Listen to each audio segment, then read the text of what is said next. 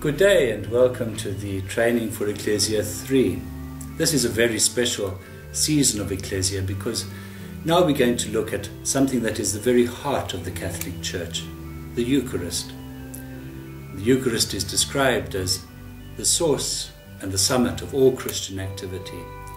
And we know that to us Catholics, the Eucharist is very special. It is a great gift and is precious to us. We can't stand the thought of anybody devaluing the Eucharist or mocking the Eucharist because it is so important to Catholic life. I can never understand how people can leave the Catholic Church.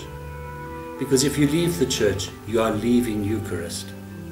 And if you believe what the Church teaches about Eucharist, how could you ever leave that behind? And yet Eucharist has always been a scandal, meaning a stumbling block, since the very beginning.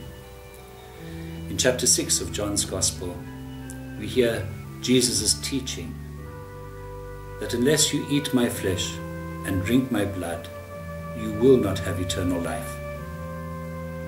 And so many people who were following Jesus could not accept that teaching, and they left, saying that this is a difficult teaching. Who can possibly accept it? And Jesus turned to his apostles and said, "Are you going to leave as well?" And Simon Peter made that great confession of faith. "Lord, to whom shall we go? You have the message of eternal life. We believe." And this is the important thing about the Catholic Church, is to understand that Eucharist is part of our liturgy. Eucharist is encounter with Jesus Christ. Eucharist is communion with Christ, where we are united with him in a very deeply mystical way. And so when people don't understand what Eucharist is about, it is then that perhaps they start grumbling about things in the Church. For example, the great scandals, the abuse scandals that we've had, and these have truly been a great shame upon the Church. This is absolutely true, and we've got to clear these things up.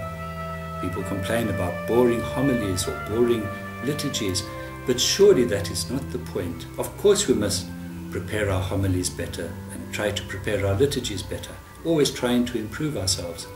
But the fact of the matter is that if you have Eucharist, if you're receiving the body and blood of Jesus Christ, no matter what the scandals are, no matter what human weakness or frailty there is in the Church, and there's lots of it, how could we ever leave that which is the source of life, that which brings us into that deep and intimate encounter with Jesus Christ?